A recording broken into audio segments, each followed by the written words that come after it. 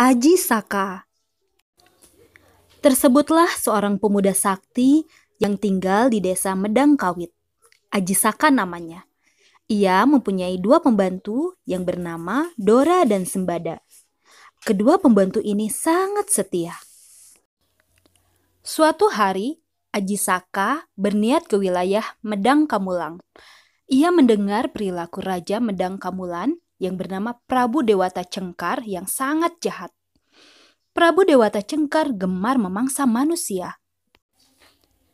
Patih Medang Kamulan yang bernama Junggul Muda harus sibuk mencari manusia untuk dipersembahkan kepada rajanya yang sangat kejam itu. Rakyat Medang Kamulan sangat ketakutan dan mereka memilih untuk mengungsi dari Medang Kamulan. Mereka tak mau menjadi santapan Prabu Dewata Cengkar. Aji Saka berniat menghentikan kekejaman penguasa kerajaan Medang Kamulan yang gemar memangsa manusia. Dalam perjalanan menuju kerajaan Medang Kamulan, Aji Saka dan kedua pembantunya tiba di sebuah daerah bernama Pegunungan Kendeng. Aji Saka meminta Sembada untuk tinggal di daerah itu dan menyerahkan keris saktinya. Kutitipkan keris sakti pusakaku ini kepadamu. Jangan sekali-kali engkau serahkan keris sakti ini kepada siapapun, kecuali hanya kepadaku saja. Aku sendiri yang akan datang mengambil keris pusaka ini.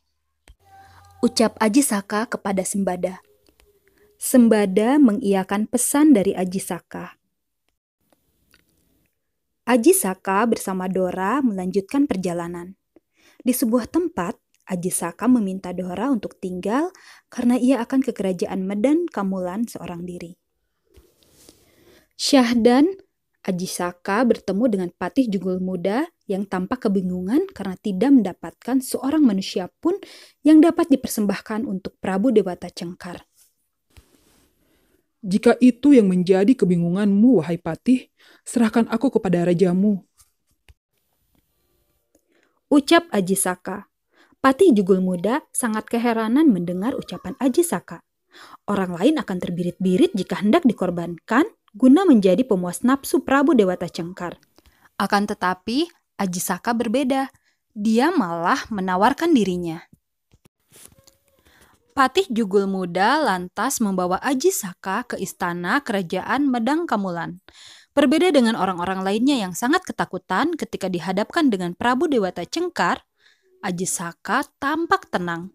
Sama sekali ia tidak menunjukkan ketakutan sedikit pun. Sebelum hamba paduka makan, perkenankan hamba mengajukan satu syarat terlebih dahulu. Apa? Syarat?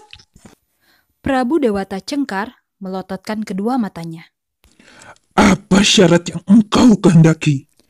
Hamba meminta imbalan tanah seluas surban yang hamba kenakan ini.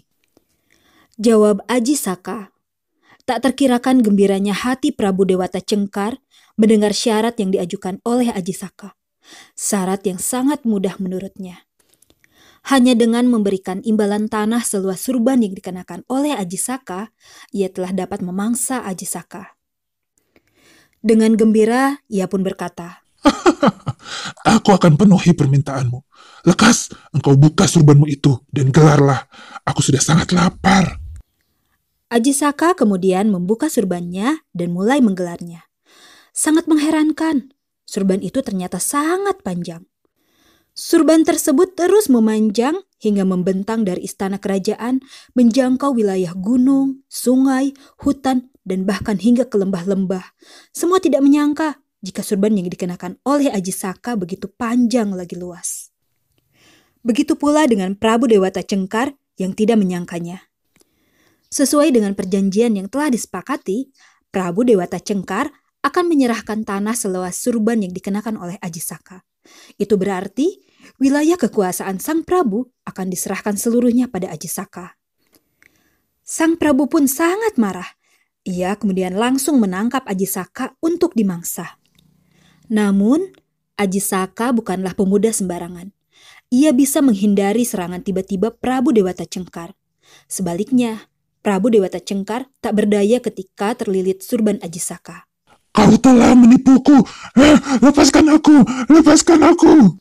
Meski telah meronta-ronta sekuat tenaga, Prabu Dewata Cengkar tak dapat melepaskan diri dari lilitan surban. Semakin keras ia berusaha melepaskan diri, semakin kuat ia terbelit oleh surban Ajisaka. Dengan kesaktiannya, Ajisaka mampu melemparkan tubuh Prabu Dewata Cengkar ke Laut Selatan. Seketika itu, Raja Medang Kamulan yang gemar memakan daging manusia itu menemui kematiannya. Tak terkira gembiranya rakyat Medang Kamulan setelah mendengar kematian Prabu Dewata Cengkar. Berbondong-bondong mereka kembali ke desa masing-masing. Segenap rakyat pun akhirnya sepakat menunjuk Ajisaka sebagai pemimpin mereka. Maka Ajisaka lantas bertahta sebagai Raja Medang Kamulan menggantikan Prabu Dewata Cengkar. Kian gembira dan berbahagia rakyat Medan Kamulan mendapati Ajisaka memerintah dengan adil dan bijaksana. Pada suatu hari, Ajisaka teringat pada keris saktinya yang masih ditinggalkan di pegunungan Kendeng yang dijaga oleh Sembada. Ia lantas memerintahkan Dora untuk mengambil keris pusakanya itu. Berangkatlah Dora memenuhi perintah Ajisaka. Bertemulah ia dengan sahabat dekatnya yang masih tetap setia berada di pegunungan Kendeng. Setelah berbincang-bincang melepas kerinduan, Dora menyatakan maksud kedatangannya. Aku diutus junjungan kita untuk mengambil keris pusaka yang dititipkan kepadamu. Sembada sama sekali tidak curiga mendengar ucapan Dora. Namun, ia tidak bisa menyerahkan keris pusaka milik Ajisaka itu kepada sahabat dekatnya. Untuk engkau ketahui, wahai Dora, sahabatku, junjungan kita pernah berpesan kepadaku untuk tidak sekali-kali menyerahkan keris pusaka itu kepada siapapun juga. Aku dipesaninya untuk hanya menyerahkan keris pusaka ini kepadanya saja. Junjungan kita itu telah berjanji kepadaku untuk mengambil keris pusakanya sendiri. Sembada sahabatku, apakah engkau mencurigai aku? Aku bersungguh-sungguh menjalankan perintah junjungan kita. Dora berusaha meyakinkan Sembada. Namun, tetap juga Sembada tidak berkenan memberikan keris pusaka milik Ajisaka itu. Ia tetap bersikeras hanya akan menyerahkannya kepada Ajisaka sesuai amanat yang diterimanya. Sementara Dora juga tetap bersikeras untuk meminta keris pusaka Ajisaka sesuai perintah yang diterimanya. Karena keduanya sama-sama memegang perintah, akhirnya perselisihan di antara keduanya pun tak bisa dielakkan lagi. Kemudian, terjadilah pertarungan sengit antara kedua sahabat itu. Syahdan, Ajisaka terus menunggu di istana kerajaan Medan Kamulan. Ia benar-benar heran karena Dora yang diutusnya belum juga kembali. Menurutnya, Dora seharusnya telah kembali. Karena keheranan dan penasaran, Ajisaka pun bergegas menuju pegunungan Kendeng. Tak terkirakan terperanjatnya Ajisaka ketika ia tiba di pegunungan Kendeng. Ia mendapati kedua pembantu setianya itu telah tewas oleh pusaka masing-masing. Mengertilah Ajisaka. Kedua pembantu setianya itu telah bertarung demi menjaga amanat yang diberikannya. Sembada akan mati-matian menjaga amanatnya untuk tidak memberikan keris pusaka titipannya kepada siapapun. Sementara Dora akan mati-matian pula meminta keris pusaka itu sesuai perintah yang diterimanya. Ajisaka sangat merasa bersalah atas tewasnya kedua pembantu setianya itu. Benar-benar ia terharu dan memberikan penghormatan besar terhadap Sembada dan Dora yang begitu setia kepadanya. Keduanya rela mati demi menjaga amanat dan perintah yang mereka emban. Sebagai wujud penghormatan atas kesetiaan kedua pembantunya, Ajisaka lantas menuliskan huruf-huruf di atas batu. Bunyi tulisan itu adalah Hana Caraka Data Sawala.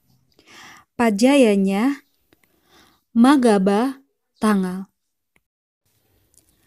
Makna dari tulisan itu adalah ada utusan itu saling bertengkar. Keduanya sama-sama sakti. Keduanya pun mati bersama.